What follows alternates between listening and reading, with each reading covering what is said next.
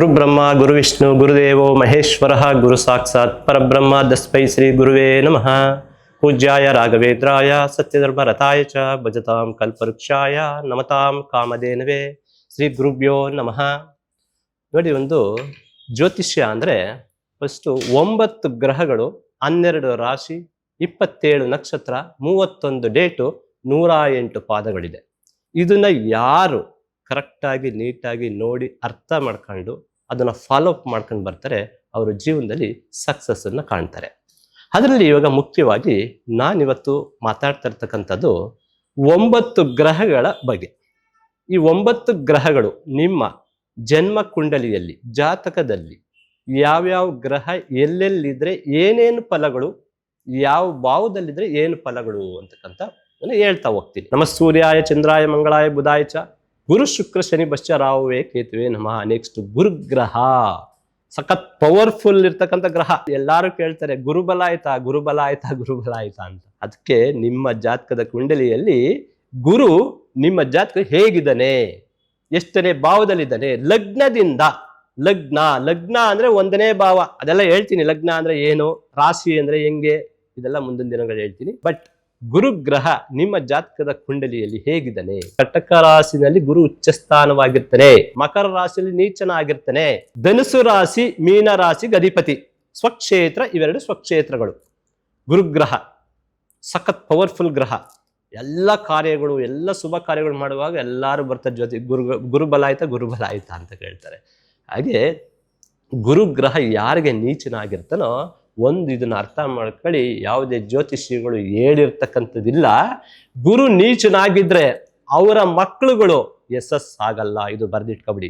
ಗುರು ನೀಚನಾಗಿದ್ರೆ, ಅದರಲ್ಲೂ ಪಂಚಮ ಸ್ಥಾನದಲ್ಲಿ ಅಂದ್ರೆ ಲಗ್ನ ಅವ್ರದ್ದು ಕನ್ಯಾ ಲಗ್ನ ಆಗಿದ್ದು 5ನೇ ಮನೆಯಲ್ಲಿ ಮಕರ ರಾಶಿಗೆ ಗುರು ನೀಚ. 5ನೇ ಭಾವನ ನಾವು ಪಂಚಮ ಸ್ಥಾನನ ಮಕ್ಕಳ ಸಂತಾನ ಸ್ಥಾನ ಅಂತ ಹೇಳ್ತೀವಿ. ಅಲ್ಲೇನಾದ್ರೂ ಗುರು ನೀಚನಾಗ್ಬಿಟ್ರೆ ಮುಗಿತು, ಅವ್ರ ಮಕ್ಕಳುಗಳು ಯಶಸ್ಸಾಗಲ್ಲ. ಗುರು ನೀಚನಾಗಿದ್ದು ಶುಭಗ್ರಹಗಳ ದೃಷ್ಟಿ ಅಥವಾ ಗುರು ಏನಾರ ಪರಿವರ್ತನೆ ಯೋಗ ಏನಾದ್ರು ಇದ್ರೆ, ನೀಚಭಂಗ ರಾಜಯೋಗ ಇರುತ್ತೆ, ಅವ್ರು ತುಂಬಾ ಚೆನ್ನಾಗಿ ಸಕ್ಸಸ್ಫುಲ್ ಆಗ್ಬಿಡ್ತಾರೆ ಆ ವ್ಯಕ್ತಿ. ಗುರು ನೀಚನಾಗಿದ್ರೆ ನೋಡಿ, ವಿದ್ಯೆ ಗಧಿಪತಿ ಅಂತ ಹೇಳ್ತೀವಿ, ಮಕ್ಕಳು ಪುತ್ರಕಾರಕ ಅಂತ ಹೇಳ್ತೀವಿ, ಧನಕಾರಕ ಅಂತ ಹೇಳ್ತೀವಿ. ಹಣಕಾಸು ಎಷ್ಟು ನೀವು ಸಂಪಾದನೆ ಮಾಡ್ತಾ ಇದ್ರು, ಗುರು ಕೆಟ್ಟಿದ್ರೆ, ಗುರು ನೀಚ ಇದ್ರೆ, ಗುರು ಕೆಟ್ಟ ಭಾವದಲ್ಲಿದ್ರೆ ಎಷ್ಟು ತಂದ್ರೂ ಉಳಿತಾ ಇರಲ್ಲ. ನೋಡಿ, ವಿದ್ಯೆ ನೀವೆಷ್ಟೇ ಚೆನ್ನಾಗಿ ಓದ್ತಾ ಇರ್ತೀರಾ, ಬಟ್ ಮಾರ್ಕ್ಸ್ ಜಾಸ್ತಿ ಬರ್ತಾ ಇರಲ್ಲ ನಿಮ್ಗೆ. ನಿಮ್ಗಿಂತ ಪಕ್ಕದಲ್ಲಿ ನಿಮ್ಗಿಂತ ಚೆನ್ನಾಗಿ ಓದಿರಲ್ಲ, ಬಟ್ ಅವ್ರ ಮಾರ್ಕ್ಸ್ ಚೆನ್ನಾಗಿ ಬಂದಿರ್ತದೆ. ಇದು ಗುರು ಕೆಟ್ಟಿದ್ರೆ ಅಥವಾ ಗುರು ಕೆಟ್ಟ ಭಾವದಲ್ಲಿದ್ರೆ ಈ ರೀತಿ ಒಂದು ಪ್ರಾಬ್ಲಮ್ ಆಗೋ ಸಾಧ್ಯತೆಗಳಿರುತ್ತೆ. ಗುರು ಕೆಟ್ಟರೆ ನೋಡಿ, ಹೊಟ್ಟೆ ಗ್ಯಾಸ್ಟ್ರಿಕ್ಗಳಾಗಂತ ಸಾಧ್ಯತೆಗಳು, ಅಲರ್ಜಿಗಳು ಆಗಂತ ಸಾಧ್ಯತೆಗಳು, ಮೂಗು ಕಿವಿ ಎಲ್ಲ ಪ್ರಾಬ್ಲಮ್ಗಳು ಆಗಂತ ಸಾಧ್ಯತೆಗಳು, ವಾಯು ಶೀತ ಇದೆಲ್ಲ ನಿಮ್ಗೆ ತುಂಬಾ ತೊಂದರೆಗಳು ಆಗಂತ ಸಾಧ್ಯತೆಗಳೆಲ್ಲ ಇರುತ್ತೆ. ಗುರು ಸ್ಟ್ರಾಂಗ್ ಆಗಿದ್ರೆ ನೋಡಿ, ವಿದ್ಯೆ ತುಂಬಾ ಚೆನ್ನಾಗಿರುತ್ತೆ. ಪ್ರೊಫೆಸರ್ಗಳಾಗಂಥದ್ದು, ಲೆಕ್ಚರರ್ಗಳಾಗಂಥದ್ದು, ಒಳ್ಳೆ ಸೈಂಟಿಸ್ಟ್ಗಳಾಗಂಥದ್ದು. ನೋಡಿ, ನೀವು ವಿದ್ಯೆ ಮೂಲಕ ನೀವು ಏನಾದ್ರು ಬಿಸ್ನೆಸ್ ನೋಡಿ, ವೃತ್ತಿನ ನೀವು ವಿದ್ಯಾ ವೃತ್ತಿಯಲ್ಲಿ ಮಾಡ್ತಕ್ಕಂಥದ್ದು, ಇದೆಲ್ಲ ನಿಮ್ಗೆ ಸಕ್ಸಸ್ಫುಲ್ ಆಗಿ ಗುರು ಸ್ಟ್ರಾಂಗ್ ಆಗಿದ್ರೆ ಈ ರೀತಿಗಳು ಆಗ್ತಾ ಹೋಗುತ್ತೆ. ಗುರುಗ್ರಹ ಕೆಟ್ಟಿದ್ರೆ ನೋಡಿ, ಕಡಲೆಕಾಳು ದಾನನ ಹೆಚ್ಚಾಗಿ ಗುರುಗ್ರಹಕ್ಕೆ ಕೊಡುವಂಥದ್ದು. ಗುರು ದತ್ತಾತ್ರೇಯ, ರಾಘವೇಂದ್ರ ಸ್ವಾಮಿ, ಸಾಯಿಬಾಬನ ಹೆಚ್ಚಾಗಿ ಆರಾಧನೆ ಮಾಡ್ತಕ್ಕಂಥದ್ದನ್ನ ಮಾಡಿ. ಅವಾಗ ಮಾಡಿದಾಗ ನಿಮ್ಗೆ ಗುರು ನೀಚನಾಗಿದ್ರು ನಿಮ್ಗೆ ಸ್ಟ್ರಾಂಗ್ ನೆಗೆಟಿವ್ ತೆಗೆದು ಪಾಸಿಟಿವ್ ಎನರ್ಜಿನ ಕೊಡ್ತಾ ಬರ್ತಾನೆ. ಇದು ಗುರುಗ್ರಹ ನೀವು ಕರೆಕ್ಟ್ ಆಗಿದ್ರೆ ಒಳ್ಳೊಳ್ಳೆ ಪ್ರೊಫೆಸರ್ಗಳು, ಗಂದಿಗೆ ಅಂಗಡಿಗಳೆಲ್ಲ ಇಡ್ಬೋದು, ನೀವು ಪೂಜಾ ಸಾಮಗ್ರಿಗಳ ಅಂಗಡಿ ಇಡ್ಬೋದು, ಈ ಬುಕ್ ಸ್ಟಾಲ್ಗಳೆಲ್ಲ ನೀವು ಇಡ್ಬೋದು. ಗುರು ಚೆನ್ನಾಗಿತ್ತು ಅಂತಂದ್ರೆ ದೈವಿಕ ವೃತ್ತಿಯಲ್ಲಿ ನೀವು ತುಂಬಾ ಚೆನ್ನಾಗಿ ನೋಡಿ, ವೇದಗಳು ಕಲಿಯೋ ಅಂಥದ್ದು, ಮಂತ್ರಗಳೆಲ್ಲ ಕಲಿಯೋ ಅಂಥದ್ದು, ಇದೆಲ್ಲ ನಿಮ್ಗೆ ತುಂಬಾ ಚೆನ್ನಾಗಿ ಆಗ್ಬರ ಅಂಥದ್ದು ಇರುತ್ತೆ. ಮತ್ತೆ ಗುರು ನಿಮ್ಗೆ ಸ್ಟ್ರಾಂಗ್ ಆಗಿದ್ರೆ ಹಣಕಾಸು ಎಷ್ಟು ನೀವು ತಂದ್ರೂ ಆರಾಮಾಗಿ ನೀವು ಬರ್ತಾ ಇರುತ್ತೆ. ಗೌರವಿತವಾಗಿ ಗುರು ಬರುತ್ತೆ, ಗೌರವಿತವಾಗಿ ಹಣ ಗುರು ಸ್ಟ್ರಾಂಗ್ ಆಗಿದ್ರೆ ಬರುತ್ತೆ. ಗುರು ನೀವು ಸ್ಟ್ರಾಂಗ್ ಆಗಿದ್ದು ಲಗ್ನದಿಂದ ಕೇಂದ್ರದಲ್ಲಿದ್ರೆ, ಕೇಂದ್ರ ಅಂದ್ರೆ 1, 4, 7, 10ನೇ ಭಾವದಲ್ಲಿ ಗುರು ಸ್ಟ್ರಾಂಗ್ ಆಗಿದ್ರೆ ಅದನ್ನ ಹಂಸಯೋಗ ಅಂತೀವಿ. ಅದು ಹಂಸಯೋಗ ಅಂದ್ರೆ ಏನು ಎಂತು ನೆಕ್ಸ್ಟ್ ಎಪಿಸೋಡ್ ಅಲ್ಲಿ ಖಂಡಿತವಾಗ್ಲೂ ಹೇಳ್ತಾ ಹೋಗ್ತೀವಿ. ನೆಕ್ಸ್ಟ್ ಗ್ರಹ ನಿಮ್ಗೆ ಬರ್ತಕ್ಕಂಥದ್ದು ಶುಕ್ರ ಗ್ರಹ. ಶುಕ್ರ ನೋಡಿ, ಎಲ್ಲರೂ ಕೇಳ್ತಾರೆ ಶುಕ್ರದಶೆ ಆಯ್ತಾ ಗುರುಗಳೇ ಅಂತ. ಅದು 9 ಗ್ರಹದಲ್ಲಿ ಶುಕ್ರ ಅಂತಕ್ಕಂಥದ್ದು ಒಂದು ಗ್ರಹ. ಈ ಗ್ರಹ ವೃಷಭ ರಾಶಿ ತುಲಾ ರಾಶಿಗೆ ಅಧಿಪತಿ. ವೃಷಭ ರಾಶಿ ತುಲಾ ರಾಶಿ ಇದು ಸ್ವಕ್ಷೇತ್ರ. ಮೀನ ರಾಶಿನಲ್ಲಿ ಉಚ್ಚ ಕ್ಷೇತ್ರ, ಉಚ್ಚನಾಗಿರ್ತಾನೆ. ಕನ್ಯಾ ರಾಶಿನಲ್ಲಿ ನೀಚನಾಗಿರ್ತಾನೆ. ಫಸ್ಟ್ ಇದು ತಿಳ್ಕೋಬೇಕು, ನಮ್ಮ ಗ್ರಹಗಳು ನಮ್ಮ ಜಾತಕದ ಕುಂಡಲಿಯಲ್ಲಿ ಎಲ್ಲಿದೆ, ನಮ್ಗೆ ಸ್ಟ್ರಾಂಗ್ ಆಗೈತಾ ಈ ಗ್ರಹ ಉಚ್ಚನಾಗೈತಾ ನೀಚನಾಗೈತಾ ಸ್ವಕ್ಷೇತ್ರದಲ್ಲೈತಾ ಲಗ್ನದಿಂದ ಯಾವ ಭಾವದಲ್ಲಿ ಐತೆ, ಕೆಟ್ಟ ಭಾವದಲ್ಲಿ ಐತಾ, ಒಳ್ಳೆ ಭಾವದಲ್ಲಿ, ಇದನ್ನ ತಿಳ್ಕೊಂಡು ಇದು ಸ್ಟ್ರಾಂಗ್ ಆಗಿದ್ರೆ ಏನ್ ಮಾಡ್ಕೊಂಡ್ರೆ ಒಳ್ಳೇದು, ವೀಕ್ ಇದ್ರೆ ಇದಕ್ಕೆ ಏನ್ ಪರಿಹಾರಗಳು, ಇದನ್ನ ಕೇಳ್ಕೊಂಡು ಹೋದ್ರೆ ಸಕ್ಸಸ್ಫುಲ್ ನೀವು ಖಂಡಿತವಾಗ್ಲೂ ಗ್ರಹ ಆರಾಧನೆ. ನೀವು ನಾನು ಹೇಳ್ತಾ ಇದ್ದೀನಲ್ಲ, ಈ ಗ್ರಹಗಳ ಆರಾಧನೆ ತುಂಬಾ ಚೆನ್ನಾಗಿ ಮಾಡಿ ನೋಡಿ. ದೊಡ್ಡ ದೊಡ್ಡ ಕಷ್ಟಗಳನ್ನ ಪಾರಾಗಿ ಸಣ್ಣ ಪುಟ್ಟದ್ರಲ್ಲಿ ನೀವು ಪರಿಹಾರಗಳನ್ನ ಮಾಡ್ಕೋಬಹುದು. ಹೋಗ್ತಾ ಹೋಗ್ತಾ ದೊಡ್ಡ ಹಳ್ಳಕ್ಕೆ ಬೀಳೋದ್ರ ಬದಲು ಸಣ್ಣದಾಗಿ ಇಡುತ್ತೆ. ಆ ಎಡವುದಾಗ ಏನಾಗುತ್ತೆ, ಸ್ವಲ್ಪ ಒಂಚೂರು ಅದಕ್ಕೇನು ಔಷಧಿ ಏನು ಟ್ಯಾನಿಕ್ ಏನೋ ಹಾಕಿ ಇದ್ ಮಾಡ್ಕೊಂಡು ಸರಿ ಮಾಡ್ಕೊಬಹುದು. ಅದೇ ಹಳ್ಳಕ್ಕೆ ಬಿದ್ರೆ ಎದೇಳೋದು ತುಂಬಾ ಕಷ್ಟ. ಅದರಿಂದ ಜಾತಕನ ಪರಿಶೀಲನೆ ಮಾಡ್ಕೊಂಡು ಗ್ರಹ ಕೆಟ್ಟಿದ್ರೆ ಅದಕ್ಕೆ ಪರಿಹಾರಗಳೇನು, ಅದನ್ನ ನಾವು ನಮ್ಮ ಲೈಫಲ್ಲಿ ನಾವು ಹೇಗೆ ಅದನ್ನ ತಗೋಬೇಕು, ನಾವು ಪ್ರತಿದಿನ ಅದನ್ನ ನಾವು ಹೇಗೆ ಬೆಳಗ್ಗೆ ಎದ್ದು ಸ್ನಾನ ಪೂಜೆ ತಿಂಡಿ ಹೇಗೆ ಮಾಡ್ತೀವೋ ಹಾಗೆ ಬೆಳಗ್ಗೆ ಎದ್ದಾಗ ನಮ್ಗೆ ಇವತ್ತು ಯಾವ ದಿನ ನಮ್ಗೆ ಚೆನ್ನಾಗಿದ್ಯಾ, ಈ ಗ್ರಹ ಚೆನ್ನಾಗಿದ್ಯಾ, ಅಷ್ಟೇ ಒಂದ್ 2-3 ನಿಮಿಷ ನಾವು ನೋಡ್ಕೊಂಡು ಇವತ್ತು ಏನ್ ಮಾಡ್ಬೋದು ಮಾಡ್ಬೇಕು. ಯೋಚನೆ ಮಾಡ್ಕೊಂಡು ಹೋದ್ರೆ ದೊಡ್ಡ ದೊಡ್ಡ ಸಮಸ್ಯೆಗಳಿಂದ ಪಾರಾಗ್ತಾ ಬರ್ಬೋದು. ಶುಕ್ರ ಗ್ರಹ ವೀಕ್ ಆಗಿದ್ರೆ ನಿಮ್ಗೆ ಯಾವುದೇ ಸುಖಗಳನ್ನ ಪಡೆದಕ್ಕಾಗಲ್ಲ. ವೆಹಿಕಲ್ ತಗೊಂಡಿದ್ರೆ ನಿಮ್ಗೆ ಆಕ್ಸಿಡೆಂಟ್ ಆಗ್ಬಿಡೋ ಅಂತದ್ದು, ಒಡವೆಗಳು ತಗೊಂಡೋಗಿ ಗಿರ್ವಿ ಅಂಗಡಿಲಿ ಇಡ ಅಂತದ್ದು, ನೀವು ಮನೆ ಕಟ್ಟಬೇಕು ಅಂದ್ರೆ ಕಟ್ಟೋದಕ್ಕಾಗ್ತದೆ, ಸುಮಾರಾಗಿ ಕಟ್ತೀರಾ. ಈ ರೀತಿ ಶುಕ್ರ ಗ್ರಹ ಕೆಟ್ಟಿದ್ರೆ ಹೆಂಡತಿ ಜೊತೆ ಕಲಹಗಳು. ಶುಕ್ರ ಗ್ರಹನ ಮದುವೆ ಮಾಡ್ತಕ್ಕಂಥ ಗ್ರಹ ಅಂತ ಹೇಳ್ತೀವಿ, ಕಳತ್ರಕಾರಕ ಅಂತ ಹೇಳ್ತೀವಿ. ಅದರಿಂದ ಶುಕ್ರನ ಜೊತೆ ಯಾವ್ದಾರ ಪಾಪ ಗ್ರಹಗಳಿದ್ರೆ ಮದುವೆಲಿ ತೊಂದರೆ ಅಂತ ಹೇಳ್ತೀವಿ. ರಾಹು ಇದ್ಬಿಟ್ರೆ ಮಾಂಗಲ್ಯ ದೋಷಣೆ ಅಂತ ಹೇಳ್ತೀವಿ. ಅದ್ರಲ್ಲಿ ಪಾಪಗ್ರಹಗಳ ಜೊತೆ ಇದ್ದಾಗ ಇವರಿಗೆ ಕಳತ್ರ ದೋಷ ಇರುತ್ತೆ ಅಂತ ಹೇಳ್ತೀವಿ. ಶುಕ್ರ ಗ್ರಹ ಸ್ಟ್ರಾಂಗ್ ಆಗಿರ್ಬೇಕು. ಸ್ಟ್ರಾಂಗ್ ಆಗಿದ್ರೆ ವೃಷಭ ರಾಶಿನಲ್ಲೋ ಅಥವಾ ಮೀನ ರಾಶಿನಲ್ಲೋ ತುಲಾ ರಾಶಿನಲ್ಲೋ ಇದ್ದು ಸ್ಟ್ರಾಂಗ್ ಆಗಿ ಒಳ್ಳೆ ಭಾವದಲ್ಲಿದ್ರೆ ನೀವು ಮನೆ ಕಟ್ಟಕ್ ಹೋದ್ರೆ ಸುಮಾರಾಗಿ ಕಟ್ಟಲ್ಲ, ಬ್ರಾಡ್ ತುಂಬಾ ಚೆನ್ನಾಗಿ ಲಕ್ಸುರಿಯಾಗಿ ಕಟ್ತೀರಾ. ಇಂಟೀರಿಯರ್ ಡಿಸೈನ್ ತುಂಬಾ ಚೆನ್ನಾಗಿರ್ಬೇಕು. ಶುಕ್ರ ಚೆನ್ನಾಗಿರೋ ಒಳ್ಳೊಳ್ಳೆ ನೀಟಾಗಿರೋ ಬಟ್ಟೆ, ಒಳ್ಳೆ ಪರ್ಫ್ಯೂಮು ಇದೆಲ್ಲ ಹಾಕೊಳ್ತಾ ಇರ್ತಾರೆ, ಅದು ಶುಕ್ರ ಚೆನ್ನಾಗಿದೆ ಅಂತ ಅರ್ಥ. ಒಳ್ಳೆ ವೆಹಿಕಲ್ಲು ಎಲ್ಲ ಕೂಡ ಸಿಗುತ್ತೆ. ಶುಕ್ರ ಚೆನ್ನಾಗಿದ್ರೆ ಗಂಡ ಹೆಂಡತಿ ಸಂಬಂಧ, ಪತಿ ಪತ್ನಿಯ ಸಂಬಂಧ, ಸಂಸಾರದಲ್ಲಿ ತುಂಬಾ ಚೆನ್ನಾಗಿರ್ತಾರೆ ಅಂತಕ್ಕಂಥದ್ದನ್ನ ಹೇಳ್ತೀವಿ.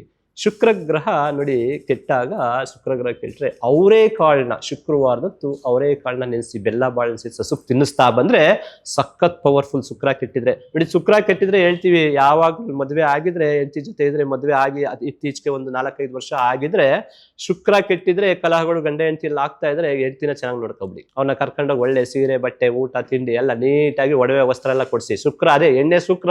ನಿಮ್ಗೆ ಇನ್ನೂ ಮದುವೆ ಆಗಿಲ್ವಾ, ಯಾವ್ದಾದ್ರು 10 ವರ್ಷದ ಒಳಗಡೆ ಇರ್ತಕ್ಕಂಥ ಮಗುಗೆ ಒಳ್ಳೆ ಬಟ್ಟೆ ಕೊಡಿಸಿ, ಮನೆಗೆ ಕರೆದು ಸ್ವೀಟ್ ಕೊಡಿ, ನಿಮ್ಮ ಅಕ್ಕ ತಂಗಿದ್ರೆ ಚೆನ್ನಾಗಿ ನೋಡ್ಕೊಳ್ಳಿ, ಬಳೆಗಳು ಕೊಡಿಸಿ, ಈ ತರ ಮಾಡಿ. ಶುಕ್ರ ಸ್ಟ್ರಾಂಗ್ ಆಗೋಯ್ತಾನೆ, ನಿಮ್ಗೇನು ಬೇಕಾಗಿಲ್ಲ, ನೀವೇನೋ ದೊಡ್ಡದಾಗಿ ದಾನ ಮಾಡ್ಬೇಕಾಗಿಲ್ಲ.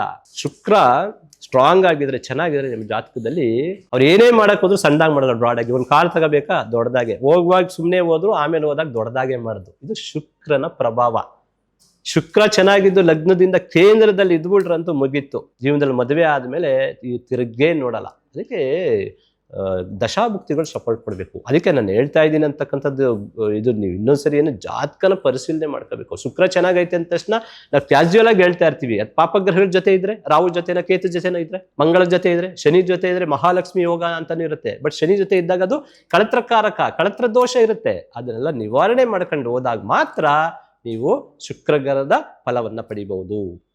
ಚಂದ್ರ ಕೆಟ್ರೆ ತಾಯಿಗೆ ಚೆನ್ನಾಗಿ ನೋಡ್ಕೊಳ್ಳಿ, ತಾಯಿ ಕಾಲಿಗೆ ನಮಸ್ಕಾರ ಮಾಡಿ, ತಾಯಿಗೆ ಏನು ಬೇಕು ಬೇಡಗಳು ಎಲ್ಲವನ್ನು ನೋಡ್ಕೊಳ್ಳಿ. ಶುಕ್ರ ಕೆಟ್ರೆ ಹೆಂಡತಿನ ಚೆನ್ನಾಗಿ ನೋಡ್ಕೊಳ್ಳಿ, ಅಕ್ಕ ತಂಗಿರನ್ನ ಚೆನ್ನಾಗಿ ನೋಡ್ಕೊಳ್ಳಿ. ಶುಕ್ರ ಸ್ಟ್ರಾಂಗ್ ಆಗ್ಬಿಡ್ತಾನೆ. ಅವರೇ ಕಾಳನ್ನ ದಾನ ಕೊಡ್ತಕ್ಕಂಥದ್ದು ಮಾಡಿ, ಲಕ್ಷ್ಮಿಯ ಆರಾಧನೆಯನ್ನ ಮಾಡಿ, ವಿಷ್ಣುವಿನ ಆರಾಧನೆಯನ್ನ ಮಾಡಿ. ಶುಕ್ರವಾರ ರಾತ್ರಿ ಸಂಜೆ ಟೈಮ್ 6 ರಿಂದ 7 ಗಂಟೆ ಸಮಯ ಗೋಧುಳಿ ಸಮಯ ಅಂತೀವಿ, ಸಂಧ್ಯಾ ವಂದನ ಕಾಲ ಅಂತ ಹೇಳ್ತೀವಿ. ಆ ಸಮಯದಲ್ಲಿ ಲಕ್ಷ್ಮಿ ಮಂತ್ರ ಅಷ್ಟೋತ್ರಗಳನ್ನ ಓದಿ. ಆ ಸಮಯದಲ್ಲಿ ಯಾರಾದ್ರೂ ನಿಮ್ಮ ಮನೆಗೆ ಮುತ್ತೈದೆಯರು ಬಂದ್ರೆ ಅವರಿಗೆ ಹಣ್ಣು ಹಂಪಲ ವಸ್ತ್ರಗಳನ್ನ ಅಥವಾ ತಾಂಬೂಲನ್ನ ಕೊಡಿ. ಚಿಕ್ಕ ಮಕ್ಕಳು ಹೆಣ್ಣು ಮಕ್ಕಳು 10 ವರ್ಷದೊಳಗಡೆ ಇರೋನ್ನ ಒಳಗಡೆ ಕರೆದು, ಮನೆ ಒಳಗಡೆ ಕರೆದು ಸ್ವೀಟ್ ಕೊಡಿ, ಹಾಲು ಕೊಡಿ. ನಿಮ್ಮ ಶುಕ್ರ ಸಖತ್ ಪವರ್ಫುಲ್ ಆಗಿರ್ತಾರೆ. ನೋಡಿ, ಶುಕ್ರ ವೈಟ್ ಬಿಳಿ ಡ್ರೆಸ್ಸು ಬಿಳಿ ಬಟ್ಟೆನ ಹಾಕೊಂಡು ಶುಭ್ರವಾಗಿದ್ರೆ ಹಣಕಾಸು ಶುಕ್ರ ಪವರ್ ಆಗಿರ್ತಾನೆ. ನೋಡಿ, ಅತಿ ಶ್ರೀಮಂತರು ಪ್ರಪಂಚದಲ್ಲಿ ನೋಡಿ ಮುಸ್ಲಿಂಗಳು ತುಂಬಾ ಶ್ರೀಮಂತರು. ಶುಕ್ರವಾರ ನೋಡಿ ಅವ್ರನ್ನ ತುಂಬಾ ಬಿಳಿ ಬಟ್ಟೆ ಹಾಕಿ ಒಳ್ಳೆ ಪರ್ಫ್ಯೂಮ್ ಹಾಕೊಂಡು ನೀಟಾಗಿ ಸ್ನಾನ ಮಾಡ್ಕೊಂಡು ನೀಟಾಗಿರ್ತಾರೆ. ನೋಡಿ, ಔಟ್ ಆಫ್ ಕಂಟ್ರಿಗಳೆಲ್ಲ ನೀವು ಹುಡುಕ್ಬೇಕು, ದುಡ್ಡು ಕಾಸು ಇಲ್ಲದೆ ಇರೋರು ಬಡವರನ್ನ ಹುಡುಕ್ಬೇಕು, ಅಷ್ಟು ಮಟ್ರಿಗಿದ್ದಾರೆ. ಅವ್ರಿಗೆ ಕೇಳಿದ್ರೆ ಲಕ್ಷ್ಮಿ ಶುಕ್ರ ಅಂದ್ರೆ ಗೊತ್ತೇ ಇಲ್ಲ. ಕೋನ್ ಬಾ ಲಕ್ಷ್ಮಿ, ಕಾಯ ಲಕ್ಷ್ಮಿ, ಕಿದರೇ ಲಕ್ಷ್ಮಿ, ಮೇರೆಕು ಮಾಲೂಮ್ ನೈ ಬಾ ಅಂತ ಅಂತಾರೆ. ಬಟ್ ಅವರು ಶುಕ್ರವಾರ ನೀಟಾಗಿ ಸ್ನಾನ ಮಾಡಿ ವೈಟ್ ಬಟ್ಟೆ ಹಾಕಿ ಅತ್ತರ್ ಫೂಲ್ ಅಂತ ಒಂದು ಸೆಂಟ್ ಬರುತ್ತೆ, ಆ ಸೆಂಟ್ ಹಾಕೊಂಡು ನೀಟಾಗಿರ್ತಾರೆ. ಅಲ್ಲೇ ಬಂತು ಶುಕ್ರ ಅವ್ರ ಮೈ ಮೇಲೆ ಅಂತ. ಲಕ್ಷ್ಮಿ ಅವಳಿಗೆ ಒಲದ್ಲು ಅಂತ ಅರ್ಥ. ಯಾವಾಗಲೂ ಲಕ್ಷ್ಮಿಗೆ ಶುಕ್ರನಿಗೆ ಶುಭ್ರವಾಗಿರ್ಬೇಕು, ನೀಟಾಗಿರ್ಬೇಕು. ಶುಕ್ರ ಕರೆಕ್ಟಾಗಿರೋರು ಸ್ವಂತ ಮನೆಯಲ್ಲೋ ಉಚ್ಚಸ್ಥಾನದಲ್ಲೋ ಸ್ವಕ್ಷೇತ್ರದಲ್ಲಿ ಒಳ್ಳೆ ಭಾವದಲ್ಲಿರೋರು ನೋಡಿಬೇಕಾದ್ರೆ ಮನೆಯೆಲ್ಲ ನೀಟಾಗಿ ಇಟ್ಕೊಂಡಿರ್ತಾರೆ. ನೀಟಾಗಿ ಮಾಡಿ ಇದೆಲ್ಲ ವರ್ಷ ನೀಟಾಗಿ ಈ ಥರ ಇಟ್ಕೊಂಡಿರ್ತಾರೆ, ಕ್ಲೀನಾಗಿರ್ತಾರೆ. ವೆಹಿಕಲ್ಗಳೆಲ್ಲ ನೀಟಾಗಿ ಇಟ್ಕೊಂಡು ಅವರು ನೀಟಾಗಿರ್ತಾರೆ. ಅವಾಗ ಅವ್ರಿಗೆ ಆಟೋಮೆಟಿಕಲಿ ಹಣ, ಕಾಸು, ಒಡವೆ, ವಸ್ತ್ರ ಎಲ್ಲವೂ ಬರ್ತಾ ಇರುತ್ತೆ.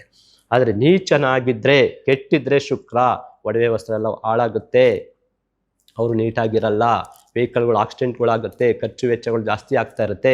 ನಿಮ್ಮ ಜಾತಕದ ಕೊಂಡಲಿಯಲ್ಲಿ ಶುಕ್ರ ಎಲ್ಲಿದ್ದಾನೆ ಖಂಡಿತವಾಗ್ಲೂ ಚೆಕ್ ಮಾಡಿಸ್ಕೊಳ್ಳಿ ಪರಿಹಾರ ಏನು ಬೇಕು ಅಂತ ನೀವು ತಿಳ್ಕೊಂಡು ಮುಂದೆ ಹೋಗಿ ಶುಕ್ರ ಸ್ಟ್ರಾಂಗ್ ಆಯ್ತಾನೆ, ನೆಗೆಟಿವ್ನ ತೆಗೆದು ಪಾಸಿಟಿವ್ ಎನರ್ಜಿನ ಕೊಡ್ತಾನೆ.